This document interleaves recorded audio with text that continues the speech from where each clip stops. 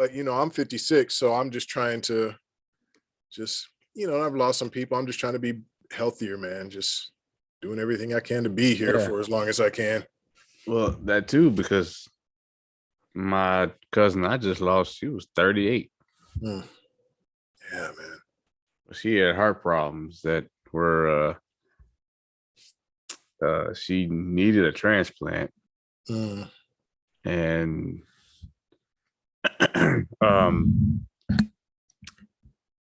first doctor told her to go get put on a list, and then she went up to Birmingham in Alabama and went and got on the list, spoke to that doctor, and that doctor said, "Oh no, it's not that bad."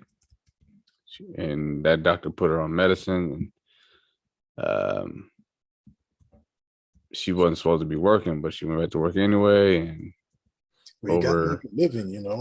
overexerted herself, and that's all it takes when you got a bad heart. Yeah, sad. Yeah. Yep. Services on Monday. I won't be able to make because it's in Alabama. Okay, I was just going to ask that. Okay. Yeah, I would love to. I mean, she was like I said, she's more like a big sister for me growing up. She came to the house all the time and helped babysit me, and a lot of times her younger brother would come with her too. So we were all kind of hanging out, and they would blend in with my friends, and it was a lot of memories. She went to Disney World with us for the first time. So, oh man, well, really sorry, man. Really sorry. Man. I know what you're going through. Believe me, man. It's been a very tough year. Well, yeah, you've had worse than me, but. Oh well, but it ain't a contest. Loss is loss. No. You know what I mean? I'm just saying that pain is pain and hurt is hurt and loss is loss, and I just really feel bad. Yeah, but this thing is a part of life. I've been told that since I could understand what it meant. I've been told this is not. We all have to do this thing, so do what you can while you're here. Right. Enjoy it, and. If you're watching out there and you're listening, this is something I've started to live by. And there's an old saying, the grass is greener on the other side. But I believe in this new saying that the grass is greener where you water it. Mm-hmm. So. Yep. Well said. Now, we are here to talk about NXT. We'll get into it. And... okay. Welcome back, everybody, to the Third Generation Wrestling Podcast, 3GW here in the building, covering NXT for the first time in a long time, probably since in your house, doing a post show. Real Big E and Rob the Ambassador. How you feeling, man? What's going on? Man, I'm feeling pretty good. When NXT changed their format to 2.0, I just kind of lost interest, and I haven't watched it. This is the first pay-per-view I have watched, I think, since we were just talking about it. I think since Worlds Collide earlier this year around April. I believe that's the last NXT I've watched. I didn't know Kaylee Ray had changed her name to Alba Fire. I didn't know that Apollo Crews stopped being Nigerian. Yeah. Man, I hadn't watched for a while. But I've heard some good things, so I watched the pay-per-view tonight and here to talk about it. Oh yeah. I'd be remiss if I didn't bring this up before we get into the show, because there was I've been more active on Twitter lately because I see a lot of stuff on there. I don't see any spoilers, which is good, but I did see this tweet and I was like, really? We still doing this? Your man, Bret Hart, trying to get Goldberg removed from the Hall of Fame. Now, we talked about this. Has he said more since the last comments he made? No, but our audience needs to understand that, you were a huge Bret Hart fan. I was a huge Goldberg fan. So there is a dichotomy here. Yep. But I do respect every single thing that Bret Hart has contributed. The best there is, the best there was, the best there ever will be. I always took his matches serious. I always felt like when Bret Hart came out, that match was up here just because he was in it. He took it to that next level, and the freak accident happened. Goldberg has apologized. I don't know how many times. Even people on Twitter who, the internet don't like Goldberg that much because of how he was booked the last few years. The 99% were saying the same thing, like, okay, you gotta let it go, man. Like, even though it was a bad thing, and maybe Goldberg maybe stunk it up a few times, still, it's like, let it go. And a lot of them echoed this, and this is my sentiment. You were in a business, the business that you were in, injuries happen, freak accidents happen. I like how he never speaks about how Owen Hart broke Stone Cold Steve Austin's neck. He never mentions that at all, ever. I get it. It's your brother. He had a tragic death, but it still happened. You won't let go of this Goldberg thing. If that kick never happened to this day, you would be wrestling right now anyway. So, and I heard that he had a concussion before that match, and the kick only made it worse. So kind of like what just happened to Tua Tagovailoa.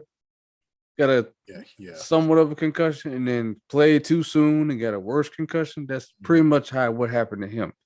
So don't deflect and blame Goldberg. And Goldberg has said it 1,000 times. I apologize to this man. He doesn't accept my apology. I'm not apologizing no more. Well, look, man, everybody here knows I love Bret, met Bret. He's one of my all-time favorites, but we keep it real here. And I agree with everything you said. It's just, Bret is asked about it a lot. And what I wish he would just do is say, look, I have talked about that. Ask me about something else. Ask me about my match with Stone Cold. Ask me about my Iron Man match with Shawn Michaels. I'm just kind of tired of talking about it, but he just can't let it go, man. And he lets himself, man, it's just sad to see Bret angry, bitter.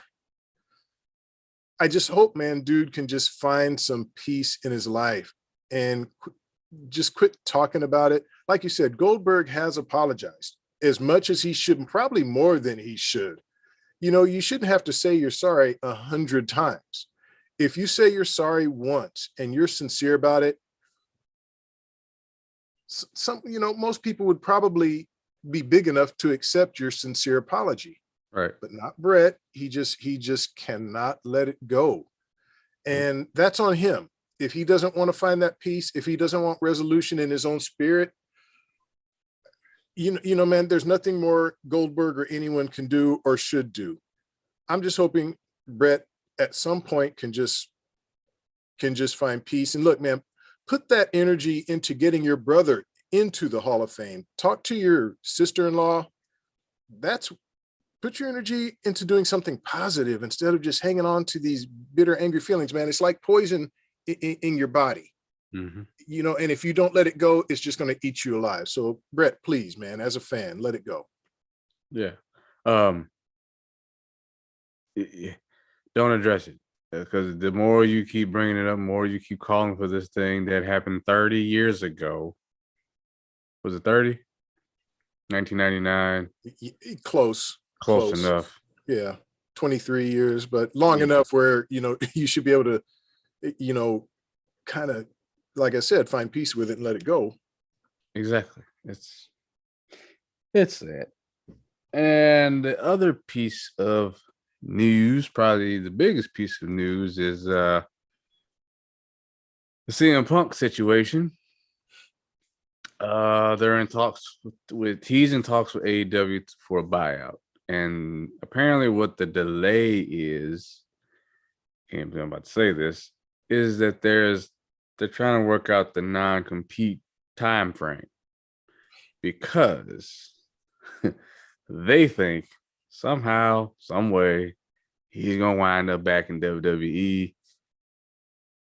The Triple H regime has said we will do whatever is best for the company and whatever's going to provide success for the company. Put everything else to the side, personal beefs, whatever it is, whatever's good for the company. But even with that being said, I can't fathom Punk going back at the stuff he said about the company, that he was going to die if he stayed there because he was so sick. And the toxicity that existed before and the toxicity that existed 1 year at the beginning of the AEW for 1 year. I really don't think Triple H is going to go for that. So I guess it's kind of a dumb question, but do you see any type of way that Punk ends up in WWE? Well, here's what I will say. There is precedent for this in WWE. All right. And I hate to mention his name, bring him up, but Hulk Hogan once testified against Vince McMahon in a federal trial, could have sent Vince McMahon to prison, left WWE, as we all know, went to WCW, had a great career there, NWO, we all know about it. But Vince saw money and wanted to do what was best for the fans, brought Hogan back. We just talked about Bret Hart, the Montreal screw job. Thought I would never see Bret Hart in a WWE ring again. Well, guess what? We did. Now, Triple H, Vince McMahon, two different individuals, but I think it's safe to say that Triple H has learned a lot from Vince McMahon and could probably put his personal feelings aside if he really thought this is something that the fans want and if he thought it would make money. Still, with all of that said, I don't see it happening. And for me, it's because of this reason. I really think CM Punk has showed his true colors. Mm-hmm. I remember when he left WWE and some of his grievances, I said, okay, I can kind of see his point. Other things I said, some of it just sounded like nature of the business stuff. Like, that's just part of the wrestling business. I'm not sure why you're complaining. A lot of people took Punk's side and I said, I don't know. Two sides to every story. And somewhere in the middle of those two sides is the actual truth. So now CM Punk goes to AEW and he's all excited about it. I'm sure got paid a handsome sum from Tony Khan and talked about how this is just a great atmosphere and I want to work with that great young talent. And then just in a year says, oh, now I'm working with children. Yeah. All of those idiots in the back talking bad about Hangman, the Bucks, Omega, everybody. Just called everybody, reporters. You know, you talk about bitter. We were talking about Brett being bitter. I mean, CM Punk sounds like a bitter ass old man himself. So for me, if Triple H decides not to bring CM Punk back, it's not because of his personal feelings towards Punk. It's just right now, Punk is toxic. Do even the fans want to see Punk? Look, I was as excited as anybody when Punk returned to AEW, man. We all taled about that. We did a show. Yeah, man. Yeah, something else, something we never thought we would see. It was awesome. But now, I don't look, Punk never really impressed me in the ring in his return to AEW. And he definitely has not impressed me as an individual. I'm kind of over CM Punk. I don't need to see him back. I think his better days are behind him. And I'm cool with what Triple H is doing, bringing in the younger talent and building a foundation on them. I do think the irony of that, what you just said, the Moxley Punk match was probably his best match in AEW. It's just sad because it's going to be his last, looks like. And the odd thing, not to cut you off, but the odd thing is that even before the scrum that got Punk into so much trouble, is a lot of the fans were behind Moxley in Chicago. So Punk had already started to kind of, lose some of his fans even before that. That just, pushed it over to a whole new level. Yeah. Any other time he's been in Chicago, even against Darby Allin we were there for that.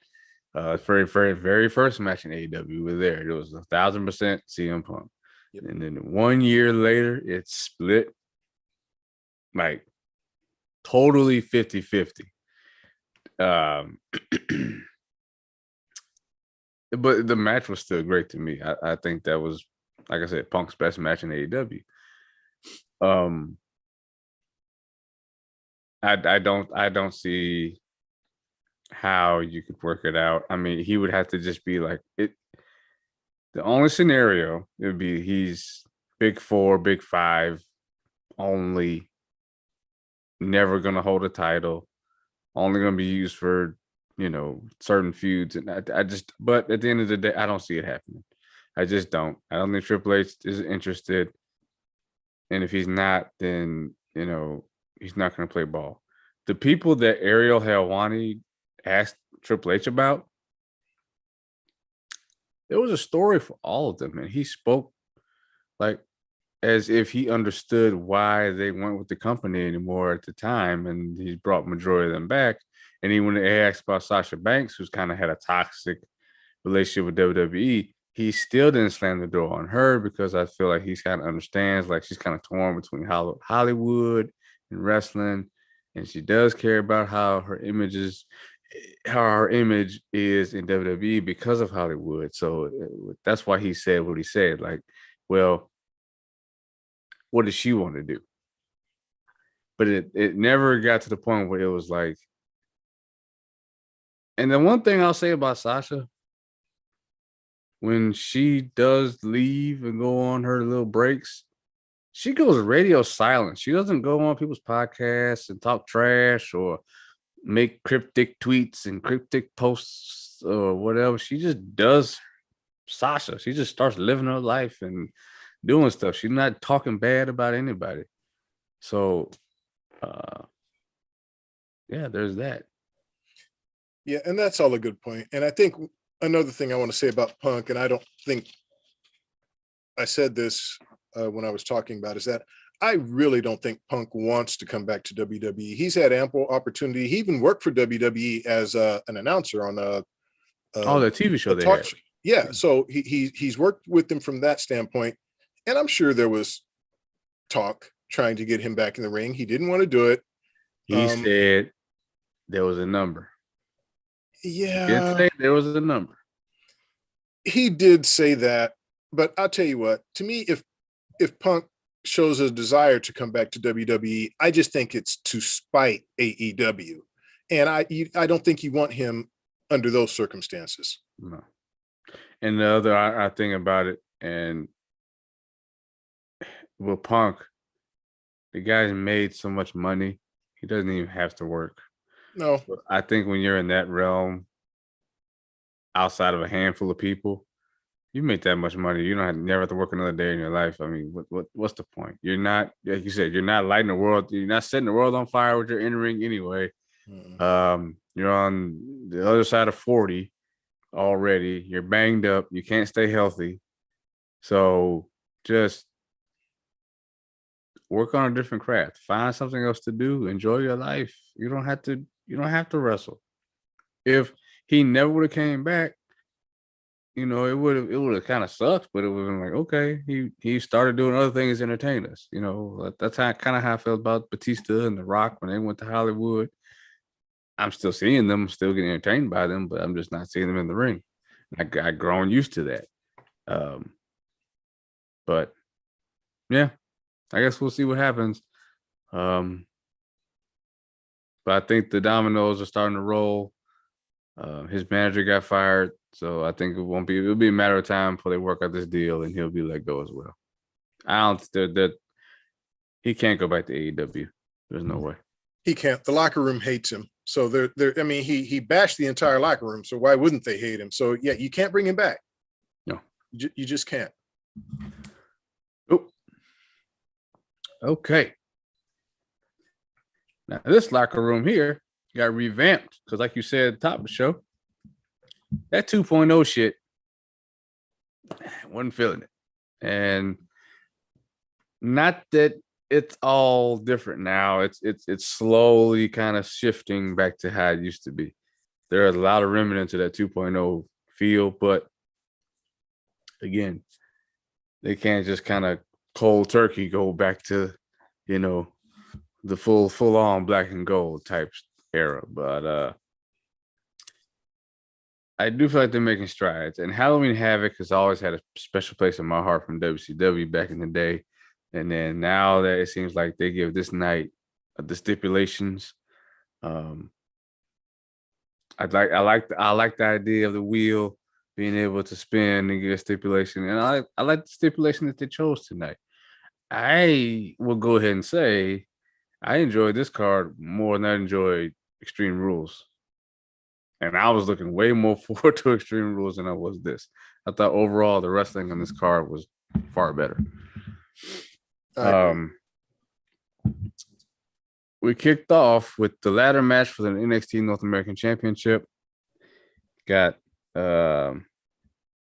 Nathan Frazier, Wesley, Oro Mensah, Von Wagner, and Carmelo Hayes. And I like that there wasn't a ton of participants in this. It makes it easier to kind of keep up with. We're not, Money in the Bank. I think Money in the Bank started off with like 5 or 6 people. And then now it's up to like 8, 9 dudes. And it's like, this is hard to keep up with. So I do like that. Now, this match, man, I don't know if the ladder is a gimmick or what is the gimmick, what level they're gimmick to. But these spots had me cringing the entire match. I mean, these were some hard hitting, and the camera was, whoever directed this match was on point because they didn't miss a spot. The camera was on point. It's clearly obvious that Wesley was the MVP in this match. Just not even close. I think coming in, he was like the favorite anyway. Him and probably Carmelo Hayes were the 2 favorites coming in. And I forgot how big Von Wagner was until he came out and he stood in the ring. It's like, well, shit, this dude is huge compared to everybody else. Oro Mensah, I was kind of impressed with him. He showed that, okay, I could see I saw potential in him. I thought he did a good job in the match. He was not late to any of his spots. He was on point. I even thought Von Wagner was okay for a big guy. He did move a little slow sometimes. It was kind of, but when you're that big, it's a little tough to move around. Nathan Frazier was great in this match too. I'll say that. But again, Wesley stole the show. There was so many back bumps, back body drop bumps on ladders. There was I forgot what's called, but the move they did off the ropes, the backflip onto the ladder, that was nuts. But when Von Wagner threw Wesley outside the ring onto that announce table, I was like, oh, he's dead. I tweeted it out. I said, he's dead. I was going to say that, like, it's funny. This was a ladder match, but to me, the biggest spot didn't even involve the ladder. I mean, he hurled him like yesterday's garbage. Oh, and where he landed, he had the mark on his back the rest of the match. Yeah. Brutal. Yeah. Absolutely brutal. And then what's his name? Mr. Stone got involved.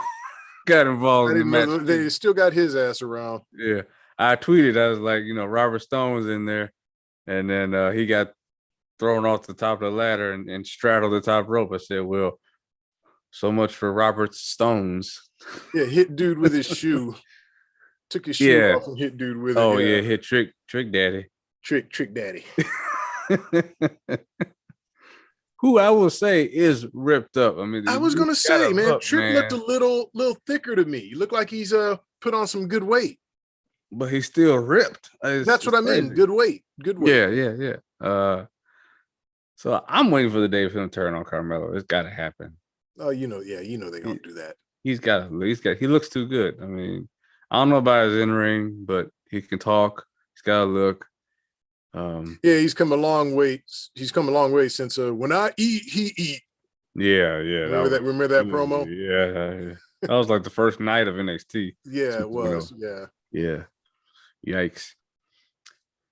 But it came down to Carmelo and Wesley. Wesley hit a Meteora on Carmelo on the ladder. On the And he was ladder. able on the ladder, yeah.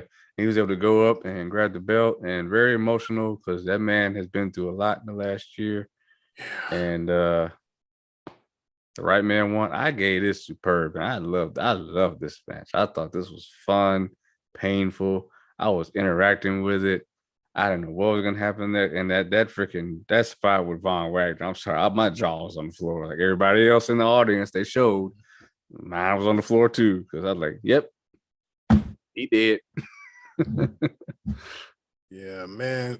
I agree. Superb, a high superb. I mean, this match was incredible. I was kind of surprised that they started with this match because I had a feeling this would be a great match. I had no idea who would really win. Like I said, I haven't really watched NXT at all for months, so I thought Carmelo might retain. But like you, man, very happy for Wes Lee. It was sad. I enjoyed MSK, and then with the unfortunate release of Nash Carter, and I'm not saying unfortunate because I feel sorry for him. Yeah, You know, if what is alleged happened, then I don't. But I'm just saying it was unfortunate for Wes Lee. right. And sometimes when you're part of a tag team and you have to fend for yourself, man, you can kind of get lost in the shuffle. But Mhm. Wes Lee is just far too talented for that. I'm glad he's apparently found his way on this roster to the point where he is North American champion now. And I think he will be a great champion. The dude is great in the ring. He's a small guy, but he is fantastic in the ring. And I'm looking forward to seeing a rematch between him and Carmelo. I'm looking forward to seeing the other matchups with him. I thought it was a great moment for him, and this was a tremendous match. Tremendous. I I wanted to go instant classic, but then I started thinking about some of the great ladder matches involving the Brood and the Dudley Boys, and I couldn't take it there. But it was a high superb for me. It was great. Right. Shout out to Johnny Autism Wrestling. Um, that's the name. All right, is he watching? He says, I guess this is regarding our Punk conversation. There's literally no reason to bring him into the WWE, especially with the drama that he's caused there before and the recent drama with AEW. Exactly. Yeah, it's pretty I much. agree with you, Johnny. I agree, and welcome. Yeah. So, yep. Our Tell your friends, sentiments. Johnny. All right. Moving right along, we got, oh boy. So they did this whole thing did you watch Kickoff? Yes. So they did the whole thing, and they did the wheel at the kickoff show. And that's how we got this match between did I just lose it? Who, Waller?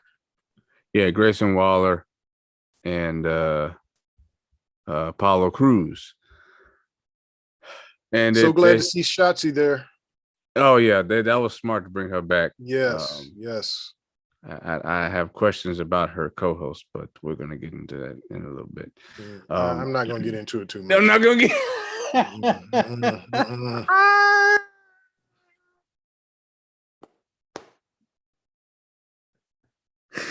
Oh shit! Oh man. Okay, so this was a casket match.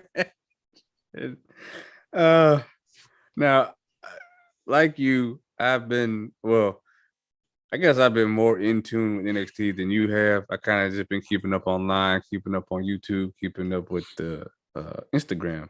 I see all the clips. I know Apollo's been down there. I knew he was down there, and I knew he was feuding with Grayson Waller. I didn't know how heated it had gotten, but so with the casket match stipulation, and they brought that first casket, and I kind of looked at it and I was like, really? Like, this ain't 1997. Y'all brought this old ass. This is a coffin. That ain't no casket. That like some shit from like old ass horror movies or something. I don't know what this is, but and sure enough, you know, as the match is going, Apollo Crews goes through. He gets knocked off the turnbuckle and goes through the casket. So it's like, well, and Booker T, I guess he's the heel now. He heel commentator now, and he's like, oh, that's it. You know, he's going. The match has got to be over now. Match is over. Match is over. That's it. Yeah, yeah. And it's like, no, you're supposed to put the person in there and slam the door. That's the rules of the match. So lights go out. I'm thinking, oh, we about to get a surprise return. Oh man, maybe a surprise appearance, something big. I thought so too, man. And nope. Just Apollo Crews just stand up there, and the Druids come back out and bring a real casket this time. And it's just like, okay, all right. Match keeps going. And eventually Apollo Crews gets Grayson Waller in the casket, shuts the door. I'm gonna be quick about this because I didn't care. This was some bullshit to me. Zero care factor with this match, and I didn't feel like you did all that with the lights and all that, and try to be all mysterious with 1 second Apollo's in the casket, next thing he's not, and he's just.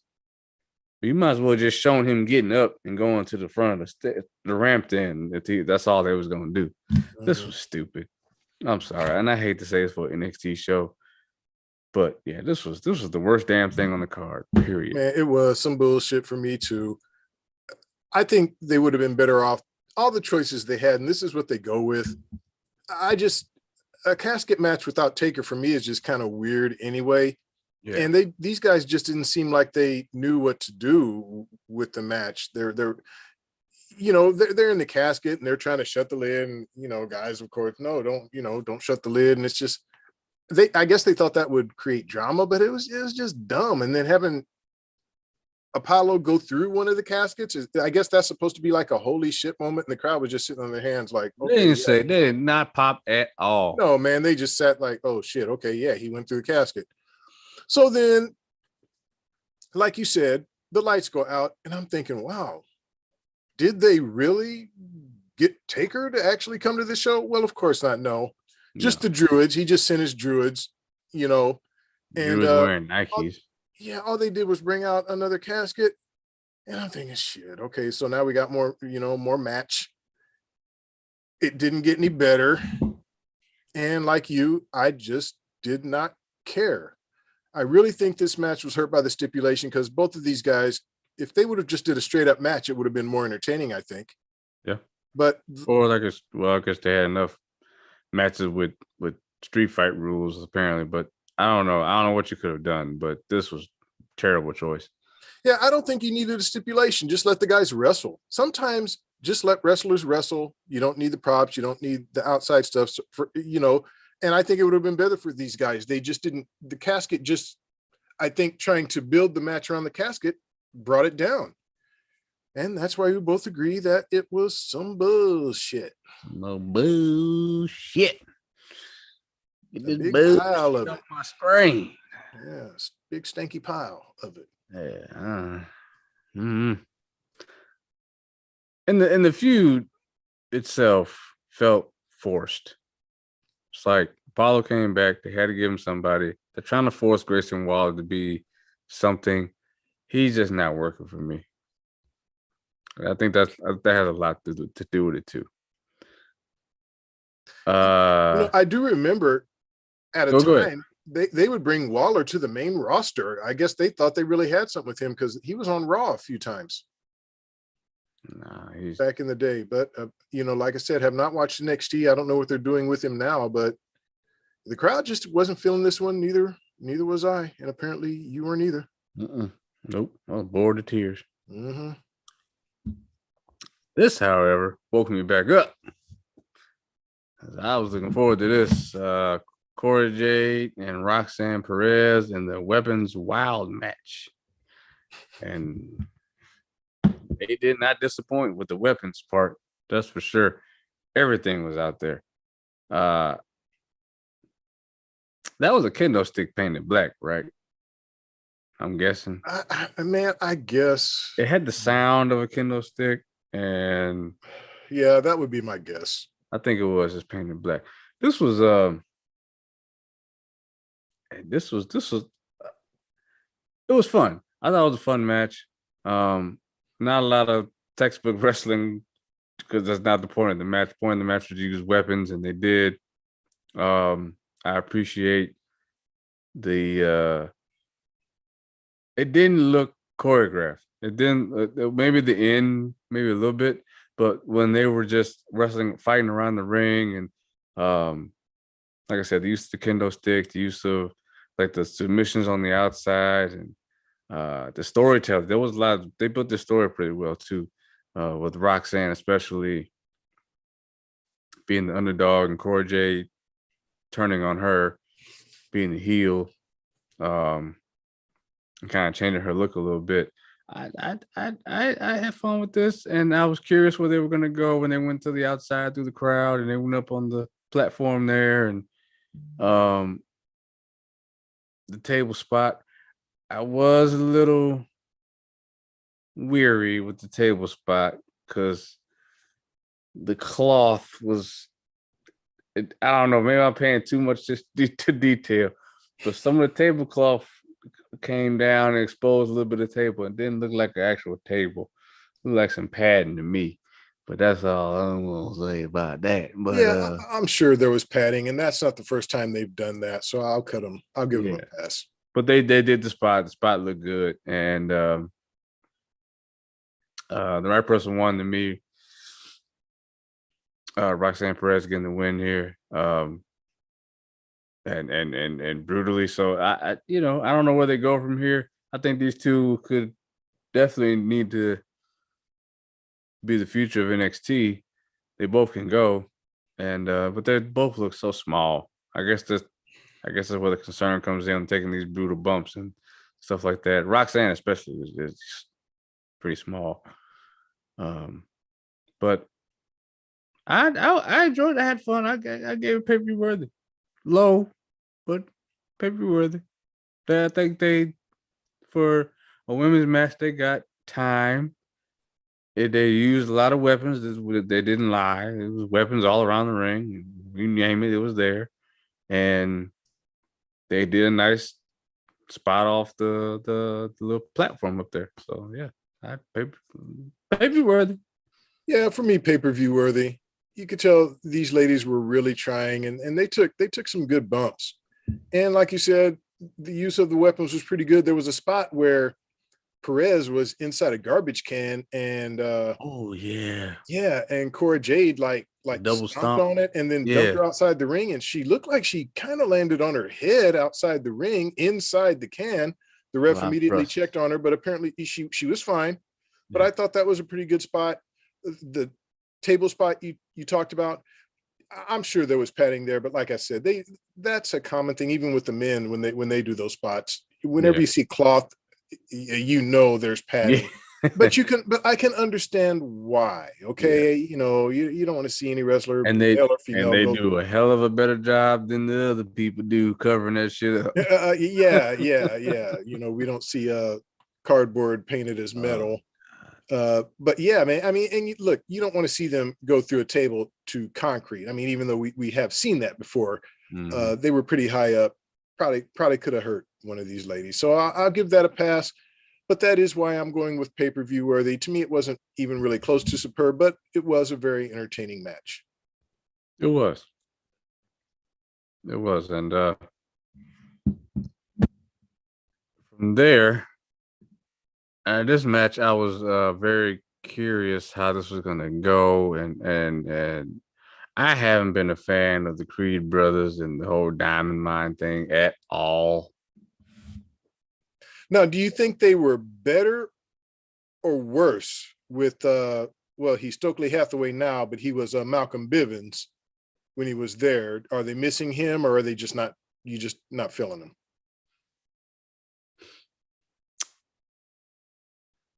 him? I think they were more believable with Bivens because he was the mouthpiece, and he much as I didn't care for him, he could still cut a good promo. He could put them over. But I think Julius Creed he became a leader and he became a good mouthpiece. He can talk great on the mic, and he felt like a natural leader. Between the brothers, he feels like the one that is the front man, and I believed in him. The whole Damon Kemp thing kind of came out of nowhere. And the attack on Roderick Strong, I remember watching that episode, and I saw the attack. I was like, who they? I just felt like it was a way to write Roderick Strong off, because when that attack happened, it was like right around the time he requested his release. So I thought this was a way to write him off. But I was curious how this was going to go. They listed it as an ambulance match. I said, okay, so this could be pretty brutal. You talked about something in that casket match that they did 10,000 times better in this match. And I want to know how they did it. When they were fighting in the ambulance and Kemp is trying to slam that door shut and Julius Creed is stopping him with nothing but his fingers. And this happened 3 or 4 times. He's slamming the door, not closing, not gently like, no, full on slamming the door. That man's hand is outside. That's the only thing stopping that. I'm just like, wow. That's how you create tension right there. Because I don't know of anybody that would. I mean, you mess with these. Yeah, it's painful. You're asking for pain. And I thought this match was way more brutal than I thought it was going to be. Way more, hard hitting than I expected it to be. And I got invested. And I didn't think that was going to happen. I really didn't. I wasn't aware before I made my predictions earlier. I wasn't aware of the stipulation that if Julius lost, that his brother would have to leave NXT. Had I known that, I probably would have picked Julius, because that's not going to happen. So I still thought the match was brutal. Kim coming out with the chair with Julius's name on it. And they wailed on each other with that steel chair. The crowd was really, really into this match. This was way better than I expected it to be, and I was really invested. I mean, the ending was a little anticlimactic because he kind of hit the finish and just kind of carried him into the thing and the ambulance and shut the door. But I thought everything else leading up to it told a great story. Again, pay-per-view worthy. I'm gonna go high pay-per-view worthy on this one. I thought this was unexpectedly good. Yeah, I'll go pay-per-view worthy. When I heard about this matchup, because I watched the pre-show so that I could kind of see the backstories leading up to these matches, so that it could help me to be a little bit more invested in what I was watching. And I don't know, man. I like Diamond Mine. It was good to see Ivy Nile again. I'm glad she's still a part of it. But like you, when you hear the stipulation that if Julius Creed loses, his brother is out of NXT. Yeah. Come on. Is that really going to happen? Like that. Yeah. So I feel like I already knew what the end of the match, who would win. So then I'm not as invested. Now, were there good spots? Yeah. And did these guys, they tried to put on a good match, but like I said, I just wasn't as invested. I'll still go pay-per-view worthy. And for me, it's just a firm pay-per-view worthy, high, low, just pay-per-view worthy. I enjoyed it. It was good, but I just wasn't really invested. And just a quick question. You're more familiar with the old school Halloween Havoc pay-per-view. You were WCW guy. Was it customary for so many of the matches to have stipulations? No. Okay, I just wonder why they went that way tonight. I think that's just a WWE thing. The Halloween Havoc is known, not even known for the wrestling. It's known for that gargoyle and the pumpkin. That's what it's known for.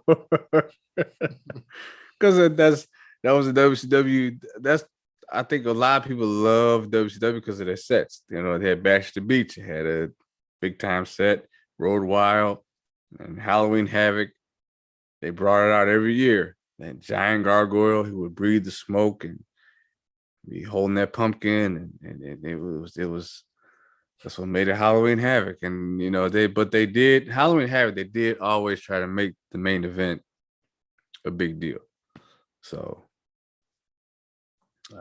yeah, yeah.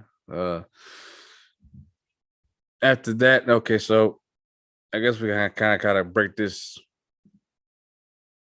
match down because this was kind of a theme throughout the night with Mandy Rose and Alba Fire.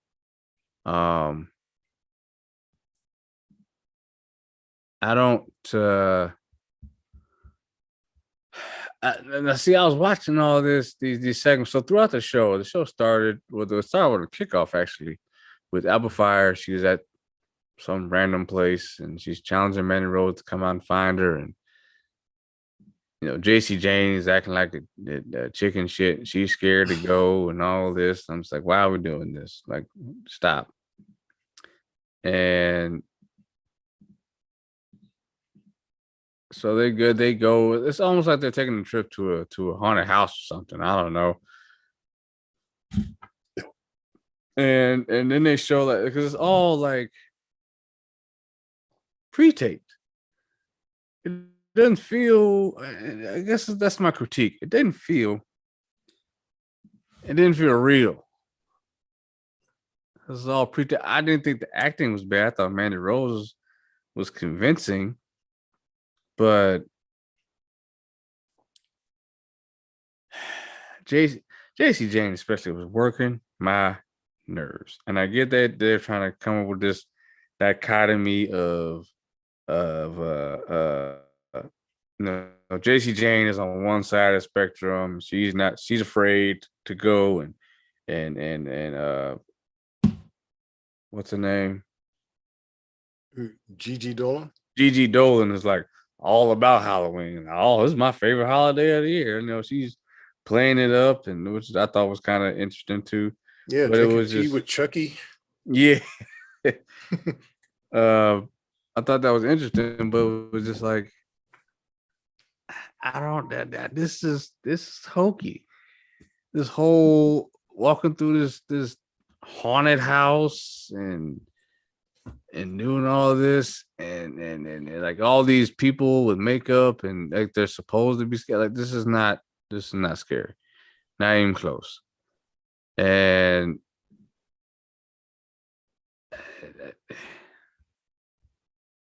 I don't know, man. I thought about you a lot during this because I know this felt like some cinematic shit, and I was like, I hope this better not be the match. There Yeah, better be man. a match later.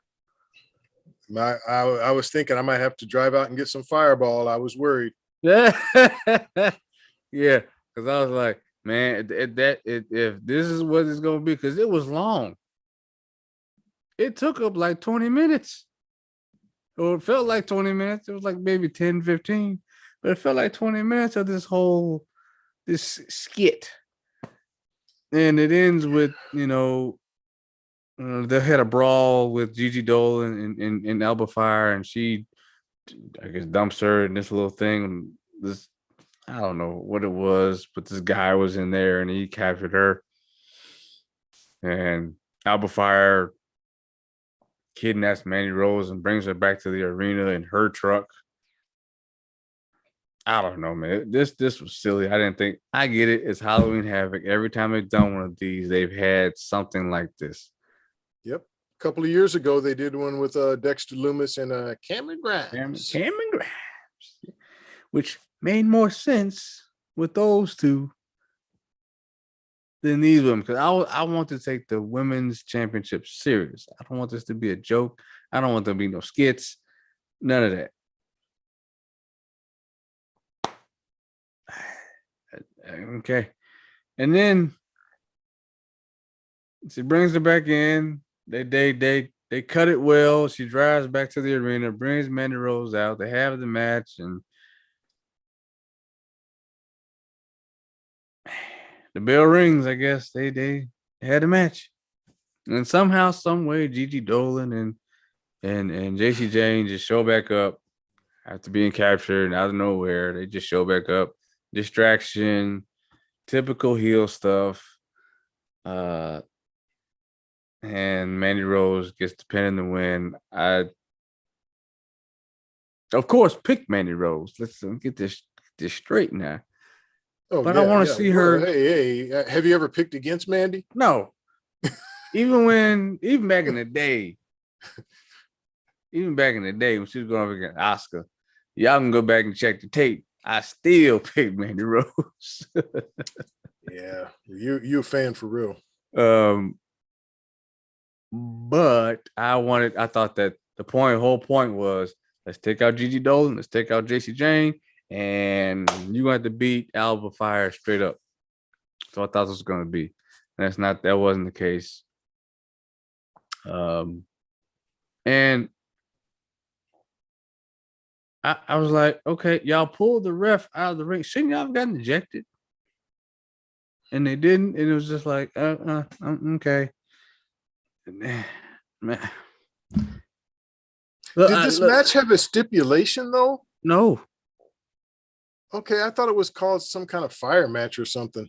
No, they just were saying fight fire with fire. And okay, but that wasn't a stipulation, or because I mean, why start the match at a fucking haunted house? I don't know. I'm gonna fight fire with fireball. I'm gonna say this was a go fuck yourself. Oh, shit. This was bad. Oh boy, okay. Well, believe it or not, I didn't go that bad once they got to the ring. If this would have stayed cinematic, it would have been, as Book would say, a flaming fucking F. But yeah, because it did get back to the arena, I'm gonna go some bullshit. I'm gonna be a little bit nicer than you are. But my whole point is, why even have that segment of them in the haunted house? Once again, I feel like a couple of times tonight, NXT just kind of got in their own way. Some of these matches did not need stipulations.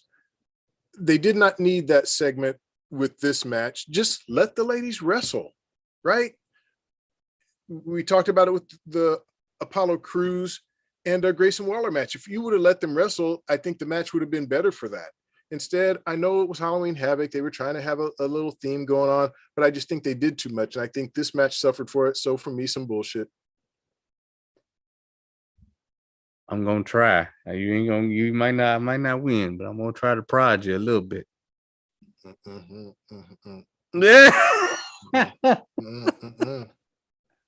You're on your own here. Comments of DaReaL Big E are his and his alone. Oh shit. Look, I was all about Shotzi hosting this thing. She did last year. She did a great job. And like I said, I'm only 50-50 kind of keeping up with NXT these days. So Quincy Elliott, I don't. It's a man name, but they're addressing him as she, and I'm just confused. And it came out dressed as a giant banana, and was on that Last Legend came out and called him Banana Nuts, and I'm just like, oh my god. Call her Banana Nuts. What are we doing? What are we doing? What is this segment? Y'all asking for? That's what I thought the whole time. Y'all asking for it. This ain't going well. This is. I'm confused because I thought he was just a big dude that was probably athletic, but the way that the whatever, man, I don't even know how to talk about his or her presentation. I don't know what the pronouns are. Shouldn't even have to talk about pronouns. I didn't grow up in an era with pronouns. You did say that. That's how I grew up. I don't mean to be disrespectful. That's just how I grew up. You this or you that. What are you when you go to the doctor? What are they looking at? What parts you got between your legs? That's what you are. But I support anybody's decision when they become an adult, however which way you want to go. That's your prerogative, okay? No problem. I don't really care about that. Just presentation wise, this whole Last Legend thing was this segment didn't really need to happen. And like Quincy Elliott even said, like yo what was her thing called? You probably don't even know. Oh, was it Lashing Out? Was that her TV Lashing show? Out, yeah. That got canceled a long time ago, which it did. So it was kind of like, yeah, why are you out here? I guess you're still on payroll, so we got to put you out here. Caught a DDT from Shotzi, and that was it. Yeah. It was a segment, I guess. Giant banana. All right, I'm gonna say a few. I did not tweet about this because I was like, nope, I'm not getting canceled. Okay, I'm gonna say a few things. Now, first of all, look, obviously, we live in a different time now, and I'm the oldest one on this podcast, and I say this all the time, not just in reference to subjects like this, but just the state of wrestling today, and some of the comments you hear the audiences make. Like when I was growing up, you never heard "holy shit" chants. You never heard such and such is gonna kill you. You just never heard that sort of thing. It's changing. The world is changing. So obviously, we see someone like Quincy Elliott, pronouns today, like non-binary, he, she, they, people with different lifestyles want to be referred to in different ways. And so I think that WWE is embracing that. We've seen them, something that I never saw back in the day, and I don't think you did either because you've been watching wrestling for a while. We see celebrations of Pride Month, and we see certain wrestlers talking about, well, I'm a wrestler. I can be open now. Sonya Deville. Okay. Another Sunny Kiss. Oh gosh. Why is his name escaping me? Anthony Bowens. So, I mean, and look, man, it's great. So I think that's what NXT is trying to do here, trying to just appeal to everyone. And I think that's fine. When I was watching wrestling back in the 80s, there was a wrestler named Adrian Adonis who would come out in a dress, and he hosted a show called The Flower Shop. And he would get on Tuesday Night Titans, which was a talk show hosted by Vince McMahon. And he would get on there and stand up and say, I'm gay. So it's just wrestling pushing. I wouldn't say pushing the envelope, because I think it's different what they're doing today. Mm-hmm. They realize that this is a segment of society, and they want everyone to be represented, whether you're white, whether you're black, whether you're male, whether you're female, whether you're he, she, they, whatever. And I think that's okay. I know, it looks strange to someone like me, because like I said, that's not the wrestling I came up with. But do I think it's a negative thing? No, because wrestling fans, as we know, man, wrestling fans come in all shapes, sizes, colors, genders. And that's one of the great things about it. Yeah. I want to, make sure I'm clear. I don't have a problem with it. I just didn't know. So I was like, oh, okay. A little caught off guard. Again, whatever two consenting adults decide to do, that's between them, not my business. Yeah, because I think it also should be noted that Shotzi has said that she likes women, but I also think she likes men as well. I don't want to speak for her, and if I'm wrong about that, I apologize. But I think she has expressed that she is also open-minded when it comes to her sexuality. I'll say it like that, and I hope that's accurate. Yeah. To each his own. Yeah, look, man, as long as you're not hurting anyone and you're a consenting adult, do what you do. Thanks to R. Kelly, I have to say that. Consenting Adults. Yeah, in his case, adults. A lot of these ladies were not consenting or adults. Or adults. Yeah. So that's what I say. Whatever goes on between two consenting adults is not my business at all. As long as y'all ain't doing nothing, to hurt, to cause harm to anybody else, live your life. Live your best life. And I thought that these three guys were living their best life in this match, because this was coming in. I didn't even know who was going to win this, because I thought it could go, between two. I'll say between two names. I thought between Braun Breaker and Ilya Dragunov, I thought it could have gone either way. But I agree. I guess because in the back of my mind, I'm thinking about they are going to do a NXT Europe, and they're going to need people for that. So doesn't make sense to put this belt on Dragunov just for them to drop it whenever they, get to NXT Europe. So I don't know. But yeah, I did think there was a chance he could win. And there was points in the match where I thought, he's going to do it. Very, very hard hitting, well done match. JD McDonough, aka Jordan Devlin.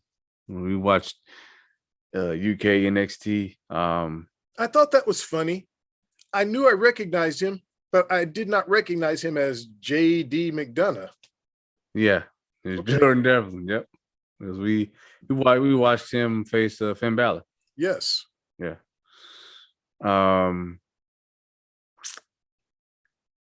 Very fast paced. A lot of near falls. A lot of storytelling in the match. To see Ilya Dragunov, not the biggest guy, I think the smallest guy in the match, but he wrestles big. Well, man, that match maybe a year or so ago between him and Walter. Yeah, that's what I mean. He beat Walter. Yeah, like a big guy, but he's not a big guy. And Jordan Devlin is more like, to me, he's big on like psychology. He's really good with psychology in his in-ring work. And Braun Breaker just a bruiser, like his uncle and his daddy. And a lot of homages paid, per usual with this. I like Braun Breaker's entrance. He had the tombstone that he broke with a shovel. And the match was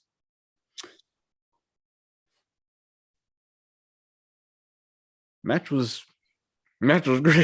It was great. I mean, I'll just give it away now. It was a high pay-per-view worthy for me. I think the ladder match was the best match on the card, but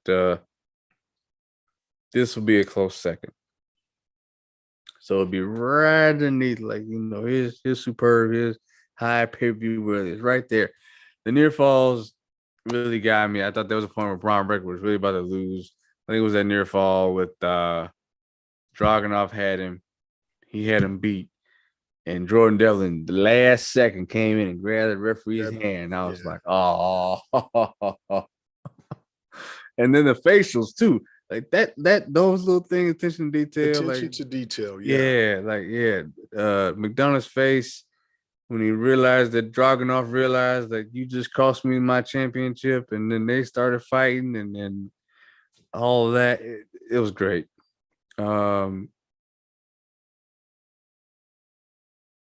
I told y'all from the beginning I was not a fan of the pump handle gorilla press slam, not pump handle. The gorilla press slam as Braun Breaker's finisher. Not a fan. I've seen that move used so many times. It's just a regular move. Braun Strowman uses a running power slam, and like you said, this dude's like over 300 pounds, so you would believe that would beat somebody. But when you're Braun Breaker and you're probably just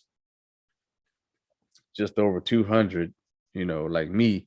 Is that all he weighs? He's not that big. He looks bigger than that. I wouldn't. I'd probably give him 230. Well, man, hey, a muscular 230 pound guy falling on you don't think that would hurt a little bit?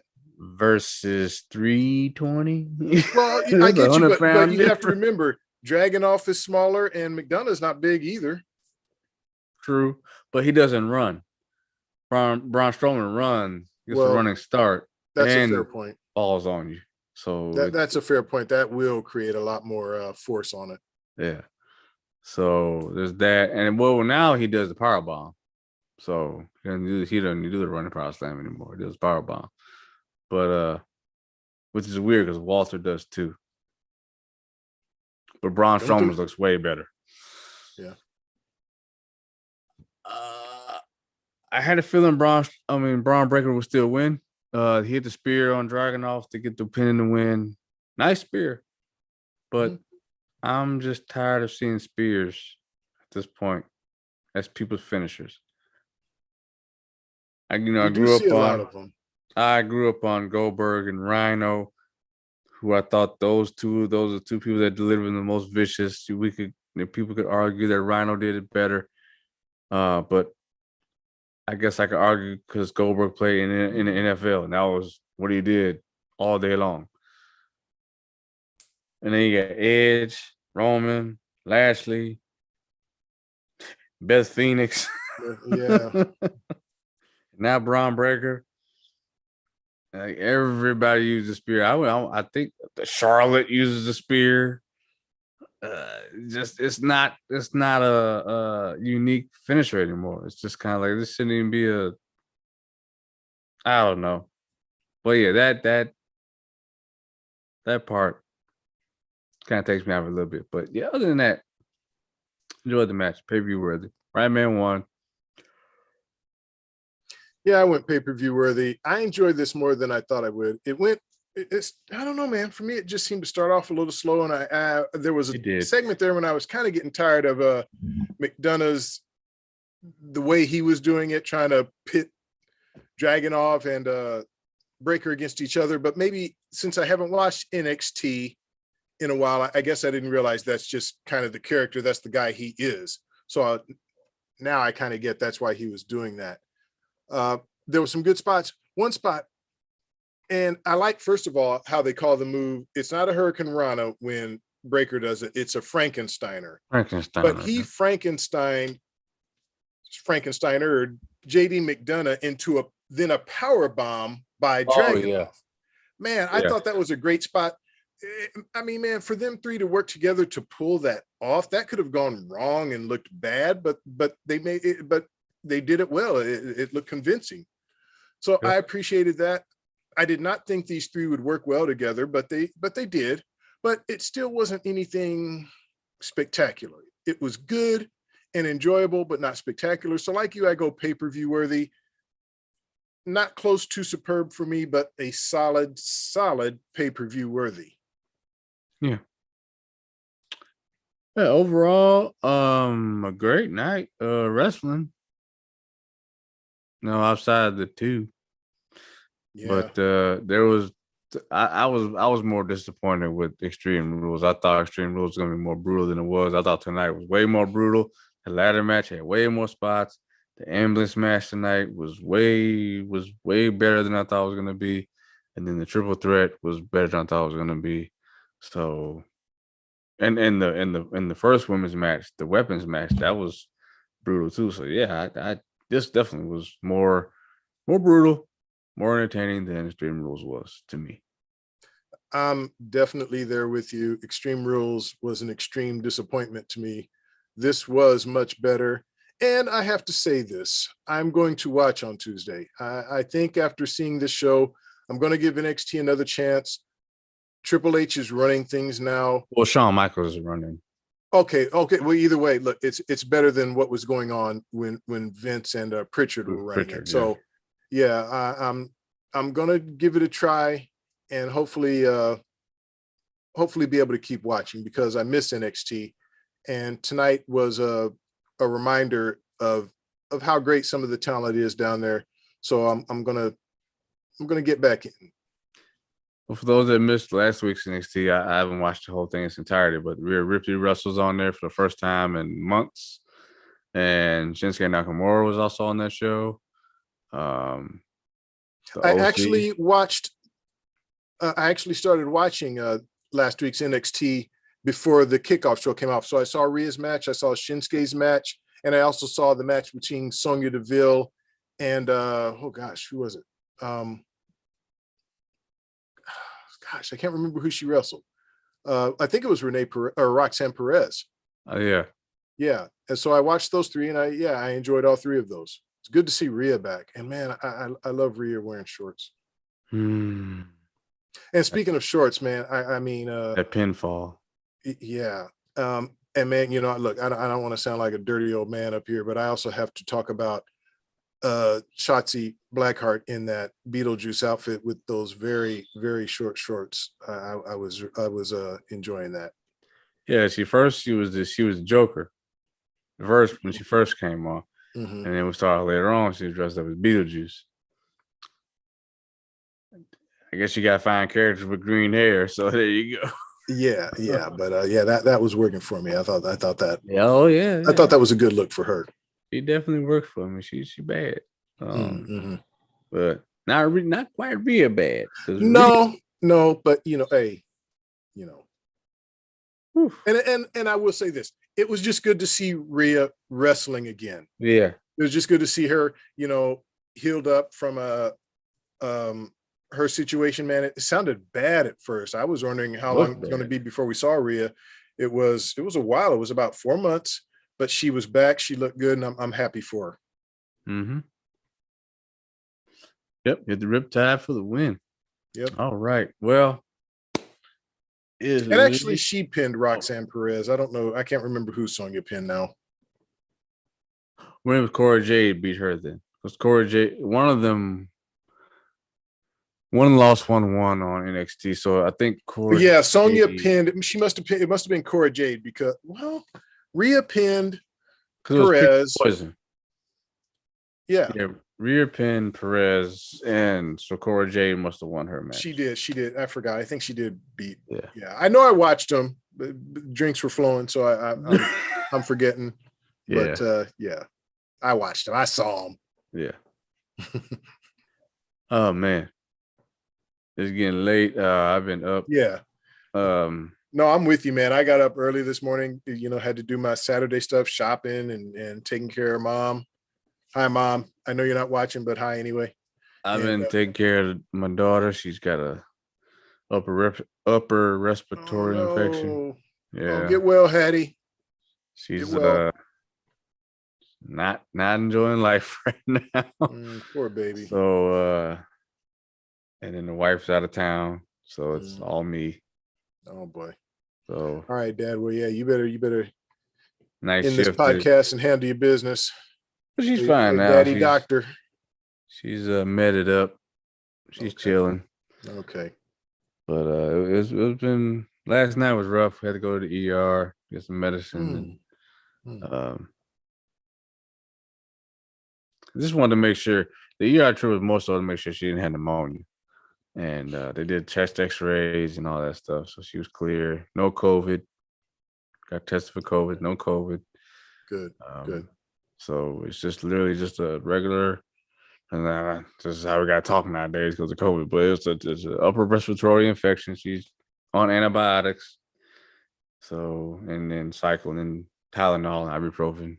So she'll be. Wow. Okay. Well, all the grandkids are always in my prayers, but I'll say a little extra tonight. Yeah. So she just needs her rest and she'll be okay. It's already starting to feel a little better. Fever's going down. So. And man, it looks like I'm playing you tomorrow in fantasy in the family league. The percentages are in your favor right now, but I'm hoping. Look, Dak Prescott is back, and I got him in my lineup. I'm hoping for a big game. He better have a big game playing Detroit, the worst defense in the NFL. Hey man, that's why I'm starting him. I sat Kyler, who only got like 31 points Thursday night. Kamara got me about 10.5 points. I'm okay with that. I feel like the brother could have got me more. Ertz got me 4.5. I'm getting kind of tired. And now with DeAndre Hopkins back, I might have to think about trying to pick up another tight end because, you know, I don't know how many targets Ertz is going to get now. But yeah, man, we'll find out tomorrow. Well, I know you're glad you traded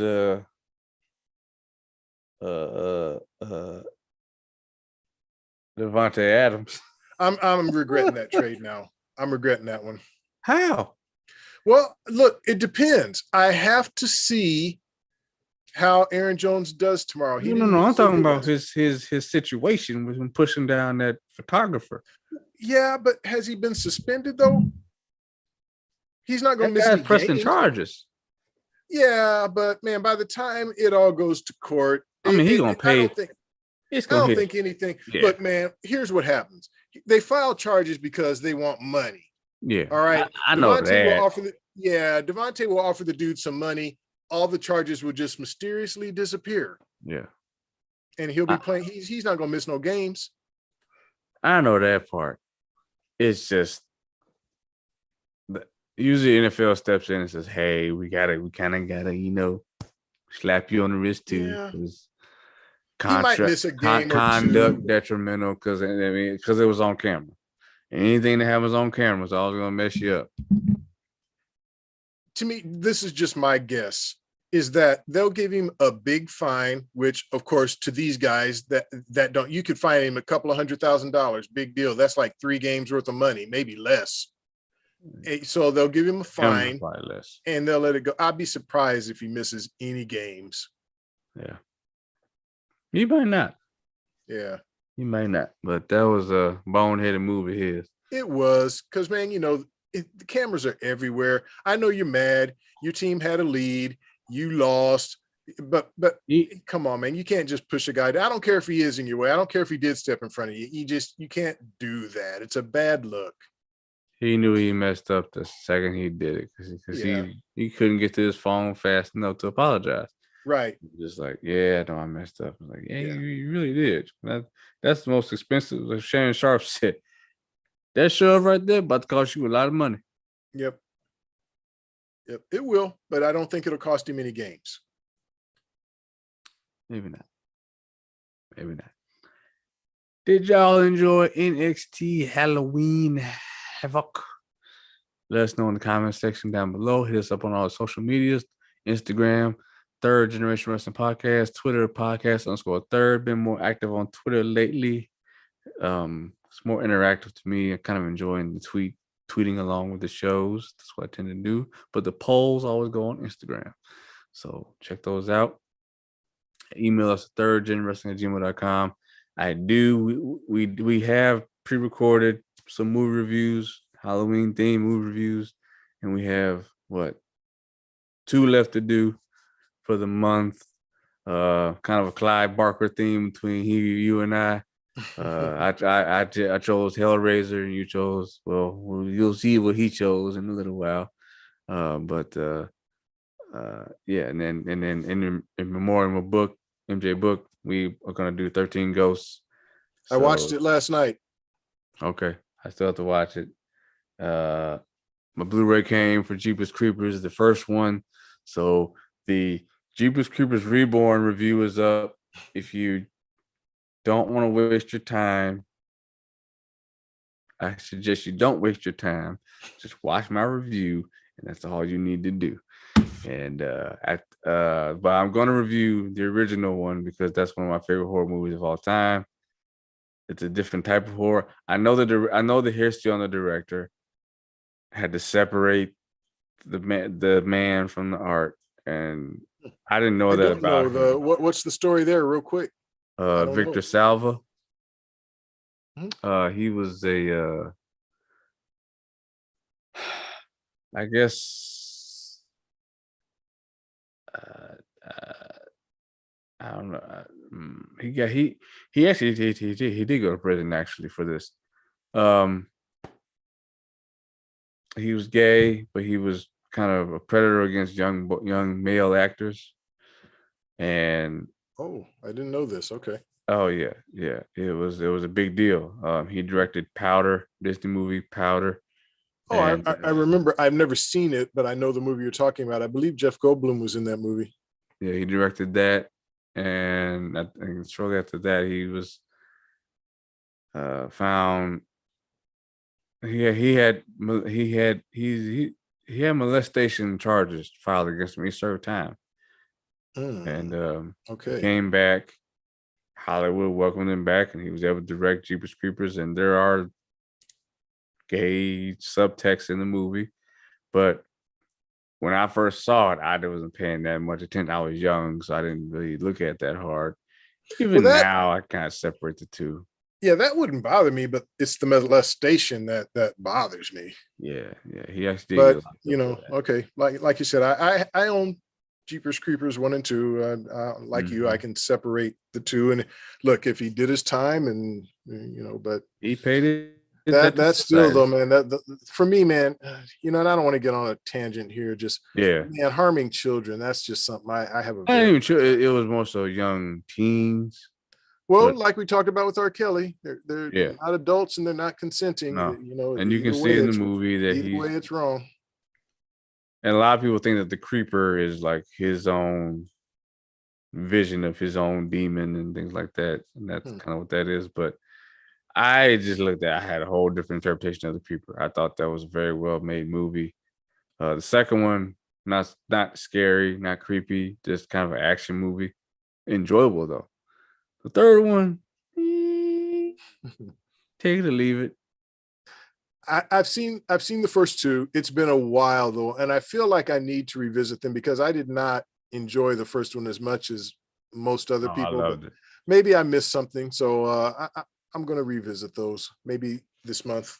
Before I thought the first one was very creative in the way that it introduced the creeper, where the story, how it just had layers to it, and it just kept peeling back, and you just kept getting find out more and more about.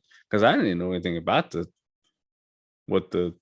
the killer was before I watched it for the first time, and I was very interested. I thought it was a man the whole time until I watched the movie. Like, okay. All right. Well, hey, I might, like I said, revisit that. But I have watched 13 Ghosts. I'm going to get Candyman is actually on Peacock, so I may watch that tomorrow.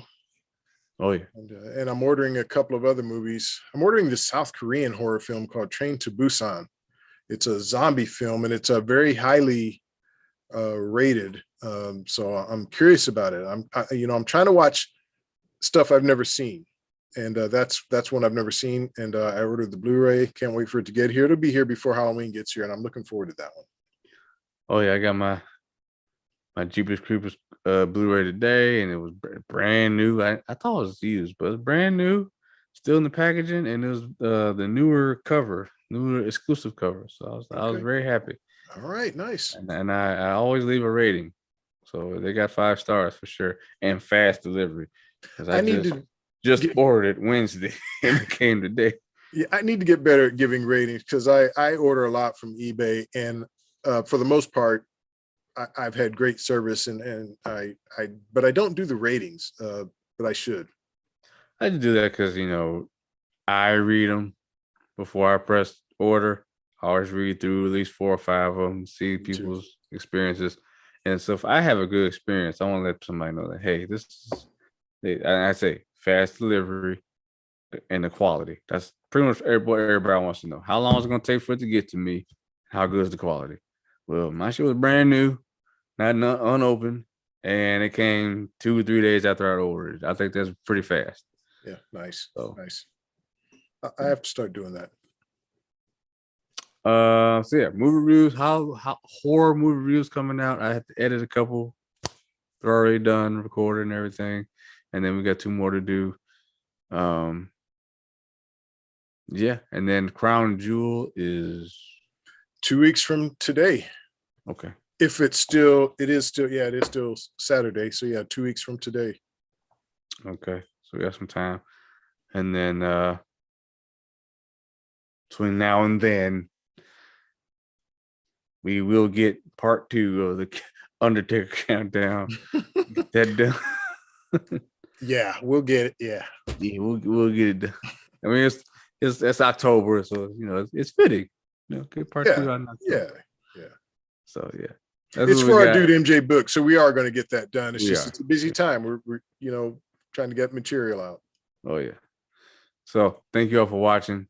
Take care. I'll speak to y'all again soon, and more content's coming on the way. Appreciate you all, Ambassador. Take it away. Hey, well, Big E said it. We love y'all. We appreciate y'all. This despite the previous conversation, we love everybody on the show. We really do. We really do, man.